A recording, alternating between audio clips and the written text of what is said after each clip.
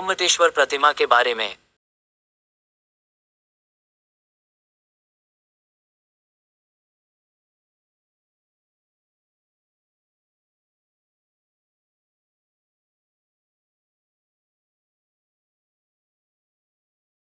गोमटेश्वर प्रतिमा भारत के कर्नाटक राज्य के श्रवणबेलगोला शहर में विंध्यगिरी पहाड़ी पर 57 फुट 17 मीटर ऊंची अखंड प्रतिमा है।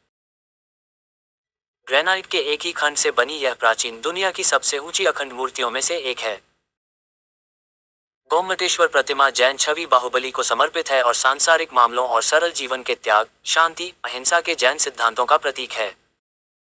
इसका निर्माण 983 ईपू के आसपास पश्चिमी गंगा राजवंश के दौरान किया गया था और ये दुनिया की सबसे बड़ी मुक्त खड़ी मूर्तियों में से एक है।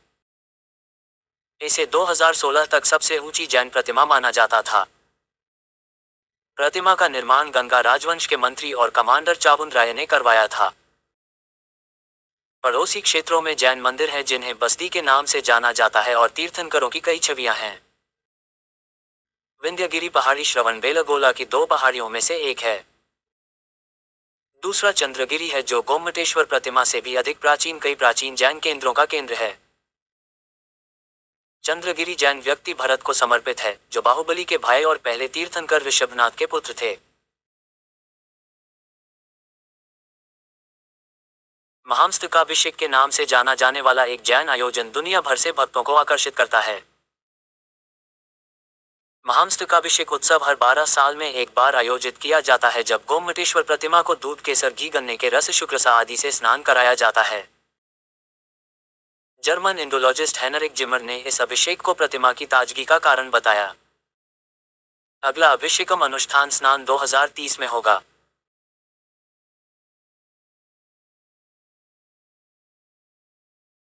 दो 2007 में टाइम्स ऑफ इंडिया के सर्वेक्षण में इस प्रतिमा को भारत के 7 अजूबों में से पहला चुना गया था। कुल वोटों में से 49% इसके पक्ष में गए थे।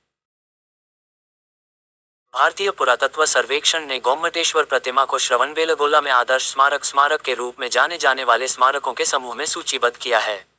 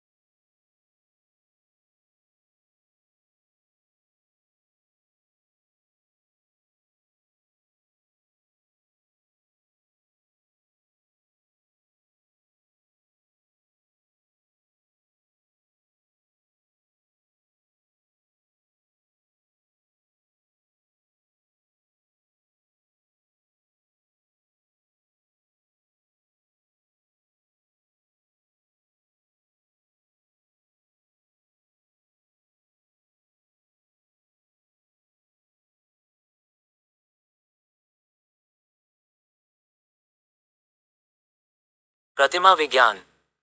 प्रतिमा बाहुबली के लंबे समय तक ध्यान को दर्शाती है।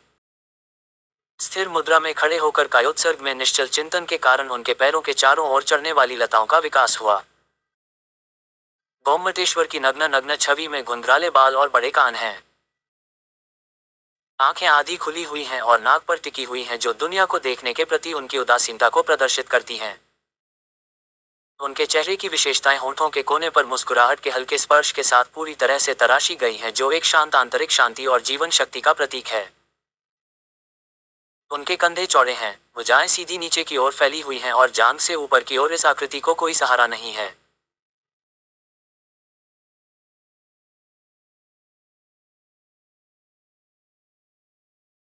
पृष्ठभूमि में एक एंथिल है जो उनकी निरंतर तपस्या का प्रतीक है। इस एंथिल से एक सांप और एक लता निकलती है जो दोनों पैरों और भुजाओं के चारों ओर लिपटी होती है और भुजाओं के ऊपरी भाग पर फूलों और जामुनों के समूह के रूप में समाप्त होती है। संपूर्ण आकृति एक खुले कमल पर खड़ी है जो इस अनूठी प्रतिमा को स्थापित करने में प्राप्त समग्रता को दर्शाती है। गोमटेश्वर के दोनों ओर दो चौड़ीधारी यक्ष और यक्षिणी भगवान की सेवा में खड़े हैं। ये समृद्ध रूप से अलंकृत और खूबसूरती से नक्काशीदार आकृतियां मुख्य आकृति की पूरक हैं।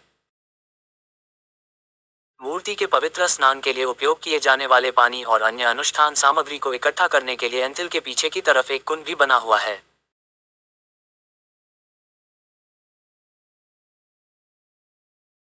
अपने गोमटसार के अंग्रेजी अनुवाद की भूमिका में जे एल जैनी लिखते हैं, छवि की भव्यता के साथ साथ इसकी शांत दिखने वाली और शांति प्रेरक उपस्थिति सभी जैनियों और गैर जैनियों को अच्छी तरह से पता है, जिन्हें इसके दर्शन करने का सौभाग्य प्राप्त हुआ है।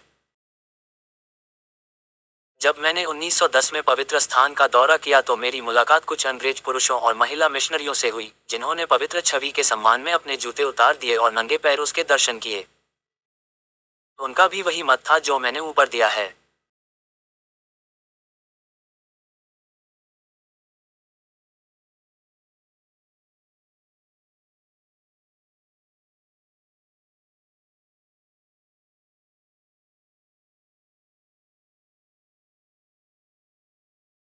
ये छवि लगभग 57 फीट ऊंची है, फिर भी इसका प्रत्येक अंग और लघु अंग उत्तम अनुपात में है। इसकी महिमा और कलात्मक उत्कृष्टता को शब्दों से व्यक्त करना असंभव है। जिस किसी को भी इसे व्यक्तिगत रूप से देखने का मौका मिला है वह अब तक की आम राय से आसानी से सहमत हो जाएगा। इससे कुछ आलोचकों को भी उत्तर मिल जाता है जो जैनियों को मूर्ति पूजक कहते हैं। जैन लोग उस पत्थर, चांदी, सोने या हीरे की पूजा नहीं करते जिनसे उनकी मूर्तियां बनी हैं। वे दुनिया के पूर्ण त्याग के गुणों की पूजा करते हैं, अनंत के साथ अबाधित सद्भाव की प्राप्ति और मुक्त आत्मा की शाश्वत शांति के साथ पहचान, जिसका ये चित्र प्रतिनिधित्व करते हैं।